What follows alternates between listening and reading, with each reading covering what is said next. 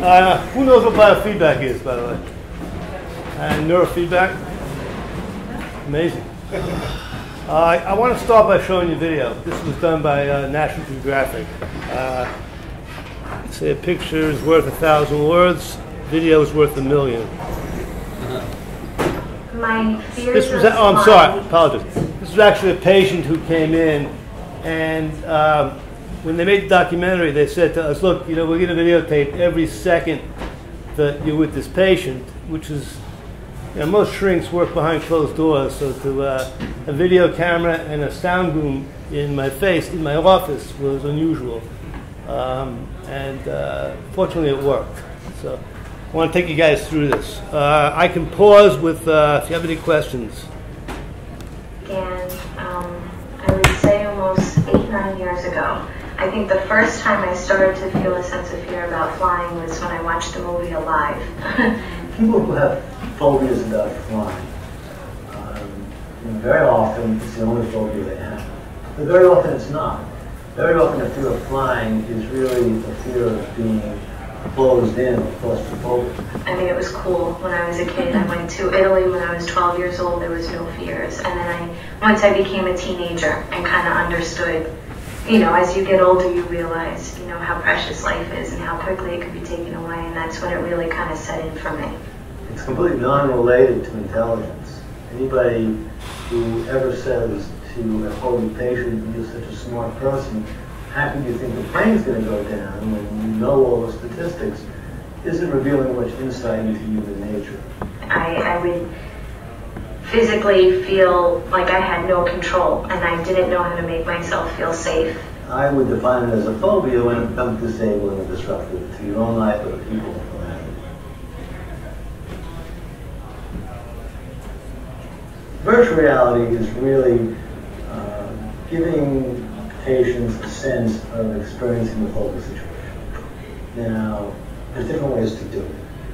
You can do it by showing people slides or a video of being in a plane, but the virtual reality, these glasses right here, provide what I think is the closest approximation. Old technology. 3D, and it's like a high-end video game. A month before 9/11. But you're really all around it. Or it's all around you. You're in a, quote, virtual world. We can control the entire environment, create thunderstorms.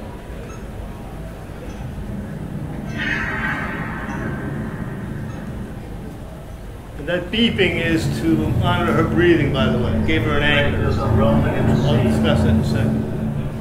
We can expose patients to whatever area of the flight is that creates the most anxiety. Taking off is the worst part of the flight for me. Once I'm up in the air, as long as we're pretty steady, I'm okay. But the taking off is just an unnatural feeling for me. This is your captain speaking. Good afternoon, folks. You're on schedule for our departure. Directed flight, our destination. All right, so you're getting through, you're going to take off soon, so I'd like you looking out the window now, please.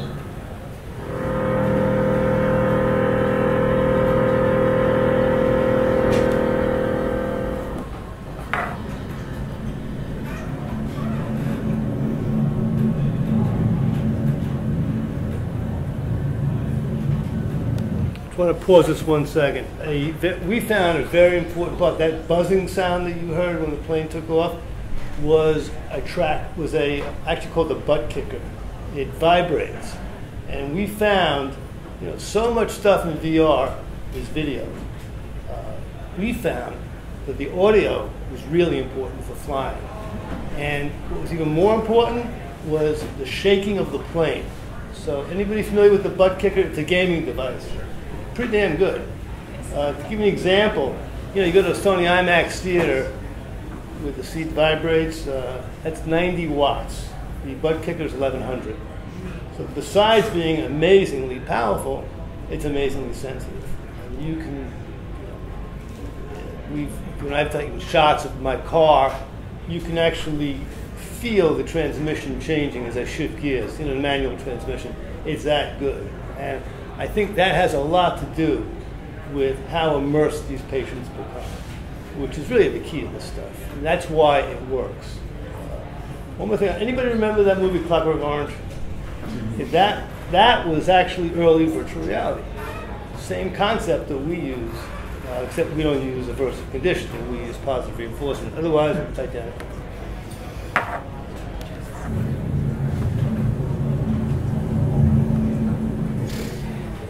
We found that in almost all cases, when people have anxiety attacks when they're flying, they begin hyperventilating. Hyperventilation is kind of, it causes problems because people become chest breathers instead of abdominal breathers. In other words, they're breathing from the thoracic area instead of the diaphragm.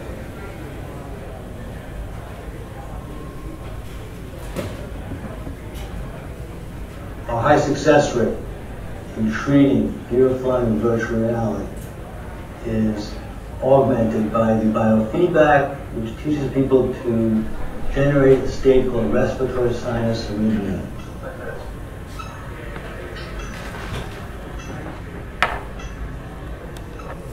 Let me clarify what this is because people get confused.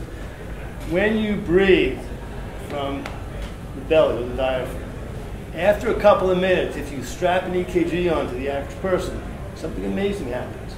Heart rate climbs very quickly when you inhale and drops very quickly when you exhale.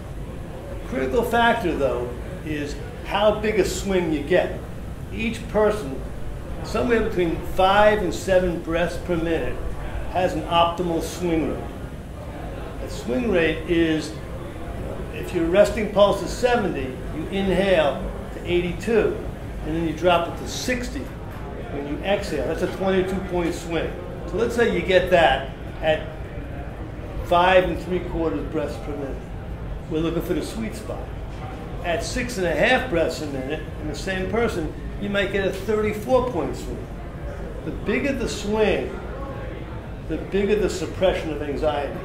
Because when you get this right, after about 10 minutes of RSA breathing, or diaphragmatic breathing, the body's fight-or-flight system shuts down. It's physiologically impossible to generate anxiety when you're in this state. It's like being injected with Demerol. Now, you can think anxious thoughts, but you can't feel anxious emotion during that state. It's like not having receptors. It's also accompanied by a big drop in blood pressure. So we found that patients who get up too quickly will jackknife over. You've got to get up slowly. You need an EKG or some kind of heart rate monitor to get it. But once you find a person's sweet spot, their optimal rate of breathing, what I usually do is I play blues harmonica. So I take a harmonica and I inhale for that particular rate, then I exhale just exactly where that person's sweet spot is. They put it on their phone, and now they have it, and they can practice day and night. And we usually encourage people before they fly to practice about 30 minutes a day. Now, this is called counter conditioning. We're taking a response that most people associate with intense anxiety. Remember, the brain is really good at associative learning. What it's bad at is statistical learning. Our brains just don't work that way. You can't tell the difference if you're buying something in a store between, it says 0.01% of the population has nausea versus 0.0001%. One might be 30 people, the other could be 300,000. Our brains don't think that way. That's why statistics never work when you're dealing with people's emotions. We don't calibrate statistics. The brain is a great associative mechanism, which is why you become phobic in the first place. If you behave protectively, if you're this kind of white knuckle flyer, you're going to sustain your phobia. There are 3 things that we treat on a regular basis that by definition get worse over time for the same reason. OCD, phobias, and addictions.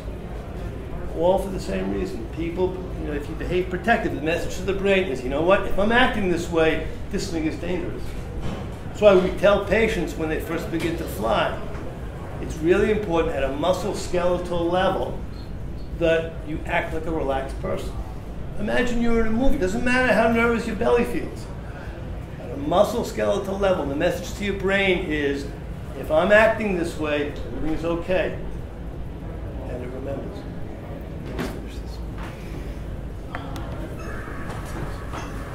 This was her sweet spot, by the way.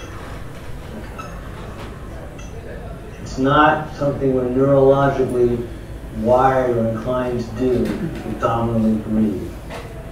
So one of the first things that we do with our patients is to teach them how to counteract this by engaging in diaphragmatic breathing, and that's the effect of the biofeedback. So let me take you through this. This is a device called GSR or EDR, measuring your anxiety. It's pretty much similar to a polygraph. It's picking up changes in your level of anxiety. Now, when you first started, down on the ground, you were down here. This is where we began. Okay. Now, when the plane began to taxi, you felt the first movement, you got very anxious here. Then you seemed relieved. Well, the flight attendant came on, the female, and they announced it was still okay. So down here, nice and relaxed, everything's going fine as we're taxiing. A slight increase here when the captain spoke, but you're still relatively relaxed. And the engine accelerated again, the heart accelerated. That was the butt kicker. That really frightened us. What How accurate it is. When that happens, when you breathe diaphragmatically, there's a rapid increase in heart rate. And when you exhale diaphragmatically, there's a rapid drop. When that happens, you're in a state of respiratory sinus arrhythmia. The body does not manufacture adrenaline or epinephrine. In other words, the body's fight-or-flight response shuts off. And you physiologically cannot experience anxiety when you're breathing that way. I didn't think I would be as calm as I was today. I really felt so relaxed and calm, I could have fallen asleep, and I wasn't anticipating that. From the controlled breathing, I can't feel any anxiety. I'm so relaxed and sedated. When we actually lay the treatment out and show people physiologically how they're responding, and then physiologically how they're responding when they breathe properly, and they see it and they feel better. And they say to them, you see how good you feel right now? Which is after they've had the diaphragmatic breathing training with the cardiac feedback. I said, imagine if you could feel like this when you're flying. They say, Doc, I can feel like this, I can feel it. I think maybe this can be effective.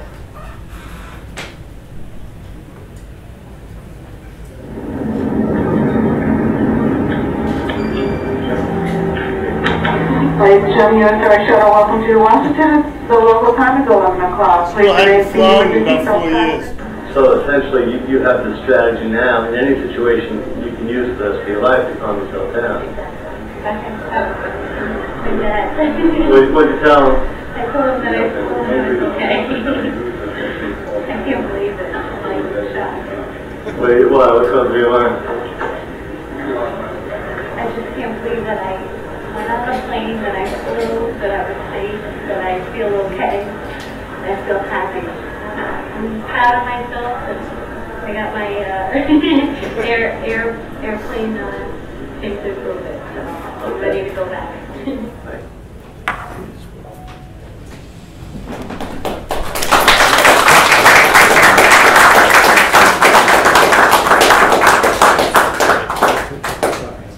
Any questions? Have you explored any other psychological uses of VR, like maybe to try to use it to get into deep meditation states or something like that? For that, we use brainwave neurofeedback, which is a whole different discussion. It's called neurofeedback. And it's actually quantified EEG. It works very well for that. But it's not really a phobia. Remember, we're counter-conditioning here. This is all based on the research of a psychiatrist named Dr. Joseph Volpe, who published in the 50s. He had a technique called systematic desensitization, which when I learned about it in grad school 20 years later, I said to myself, I could never with a straight face ask a patient to do this. The idea was the patient imagines, like an hypnosis kind of thing. And even at that early stage in my career, patients are not going to generate imagery of any value of something they spend their whole life avoiding. It's just not human nature. And I remember thinking if VR ever became available, it would change the field, and it did 20 years later. Last question for Dr. Reiner, please. Has your equipment changed since they Oh yeah, dramatic. What do you work with now? Well, we unlike the rest of the world, we use a Sony device instead of a an Oculus, just because it's very hard to get people. It's a really tiny market, and it's hard to get people to write for us. And it's it's expensive. It's over $100 grand to develop a platform. What we found that really works well, it's the cheaper way to do it, is YouTube without a tracker, because the resolution is better. And you can run it right through. And if the patient's phobic about the Tri-Borough Bridge, instead of going to the Tri-Borough Bridge like I used to do, it's on YouTube. So, anything else? Thank you very much.